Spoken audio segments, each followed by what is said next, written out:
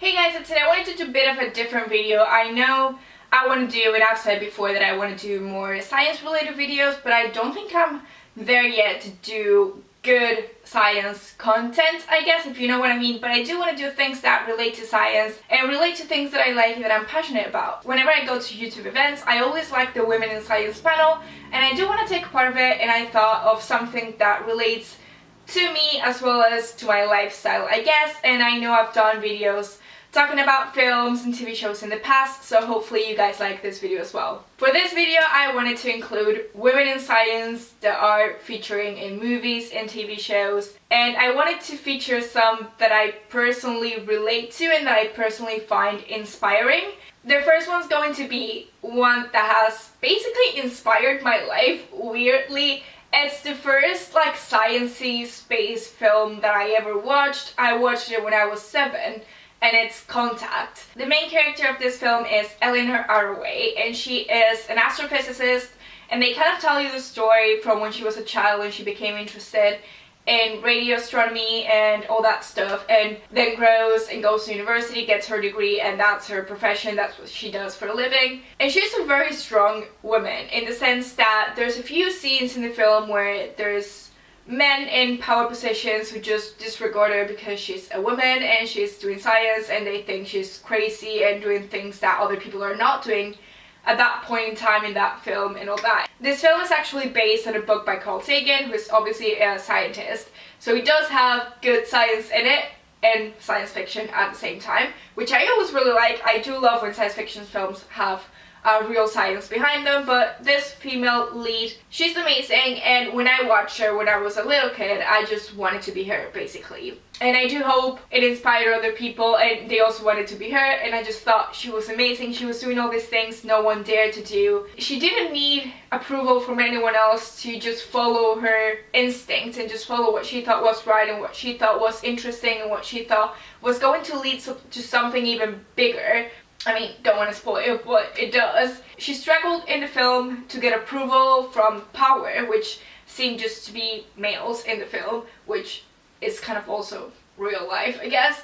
So she did struggle to get approval from other people because her ideas and what she thought was happening was so much different than other things. And you know, when you have an idea that's different to the norm, I guess, if you're a woman, it does take longer to prove, I guess, than if you're a guy.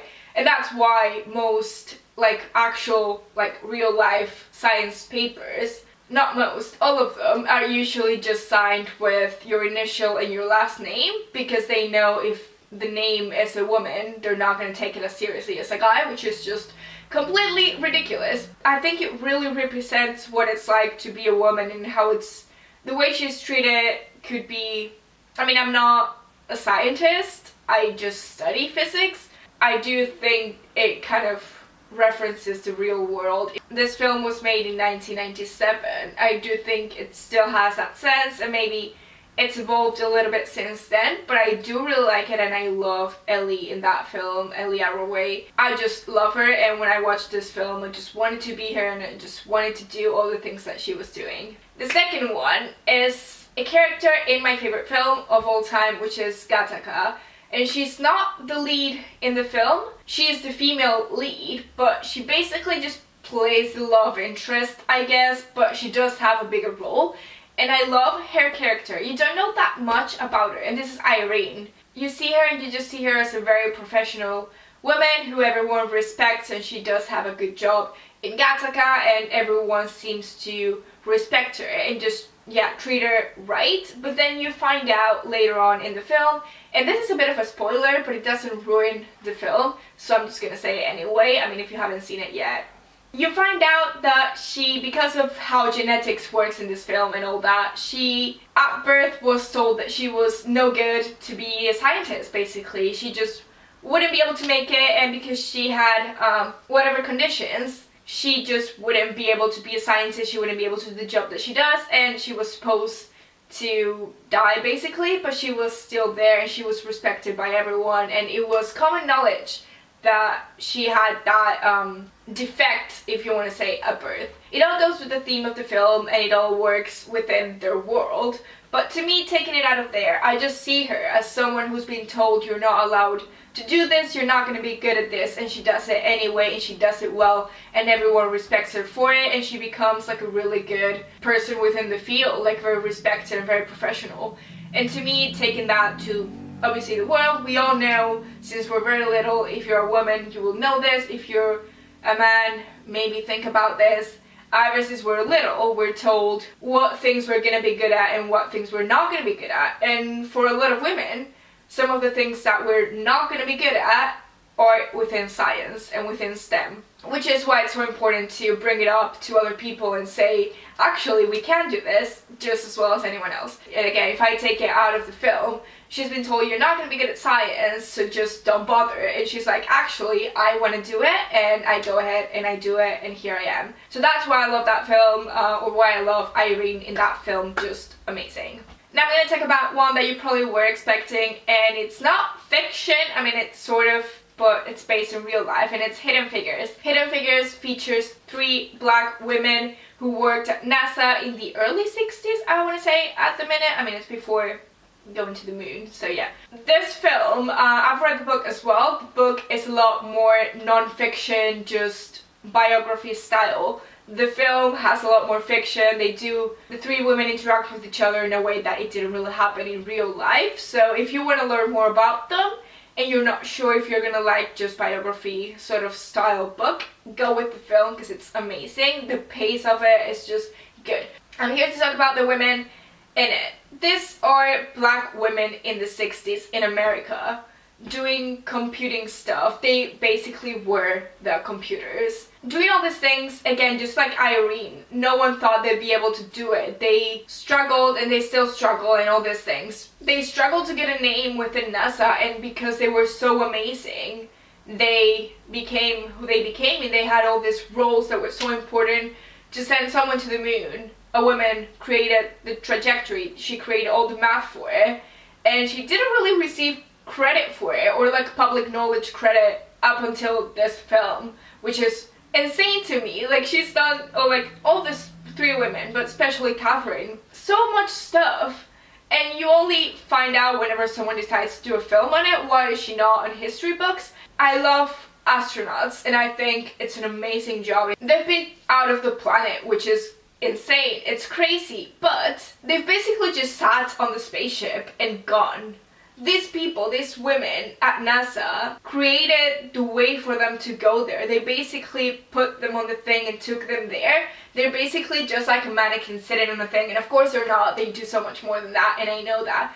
But without these women creating those trajectories and creating all those paths and doing all this science behind it, they wouldn't be able to go anywhere, really. So their job is so important, and I don't like how we don't know about them, but I like that we know about it now, and at least they got their recognition and everyone knows about them. They're so incredible. Not only were they women, not only were they empower companies, I guess, like NASA, they were also black, so every single thing that they probably were told not to do because they would not be able to do it, they also went ahead and did it, and they did it amazingly, and I'm still amazed about it. And not having calculators, not having computers to do any of it, and doing it anyway, it's incredible. And I think all the recognition they have, they deserve, and they're so inspiring.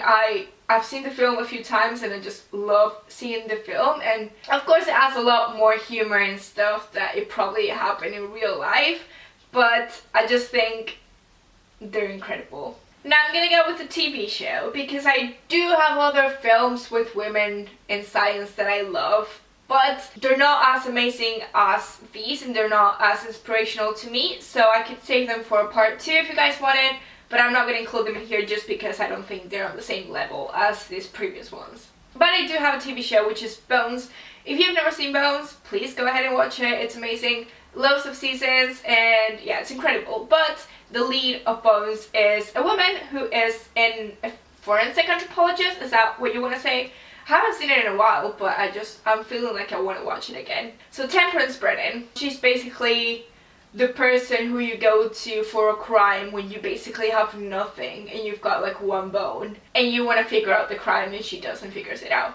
But her personality, I agree and disagree with things in this TV show. So I disagree with how they make her seem like she's weird, because she's incredible. She has an incredible brain, is scientific, and she's just amazing at what she does.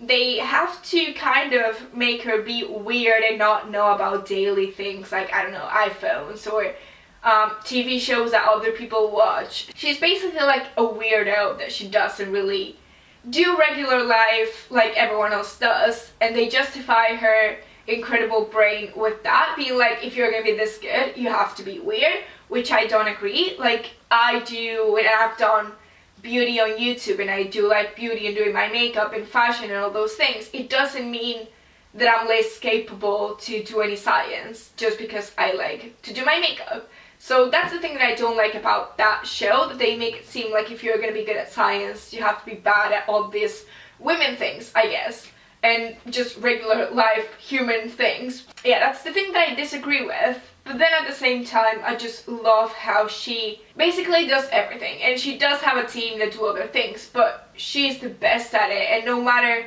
who the people who come along season after season are, she's always the best, and she always knows what she's doing. And she struggles a bit sometimes, but her brain is incredible, and she is very recognized in her like field.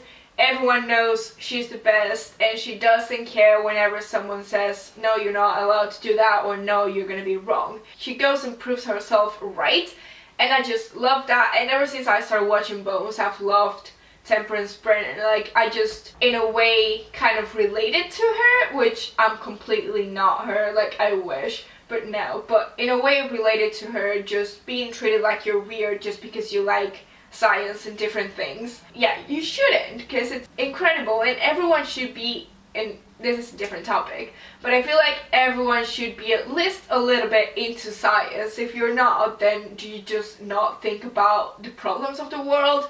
Did you just not think about how things work and why things are the way they are? Like, if you don't have those questions in your head, which are all scientific questions, if you don't have those questions in your head, I just don't understand what's in your head. Because to me, that's like the main thing, like the thing that's always, since I was like 5 or 6, that's always been in my mind, and just always wanted to figure it out. And going to university and doing a completely different thing when I did journalism, I just thought, you know what, I'm gonna find out little things about it when I read on Wikipedia, when I buy a book and I read about it. But it's just knowing all that stuff, and I think Temperances Personality is just about knowing everything, and I relate to wanting to know everything, especially within science and within physics, and how, yeah, the planets work and how the universe works. I just want to know it all, which I know is not possible, but yeah, that's one thing that I find her relatable and inspiring to my life. And I'm not sure if it's going to be to anyone else, but hopefully some of you will relate at least a little bit.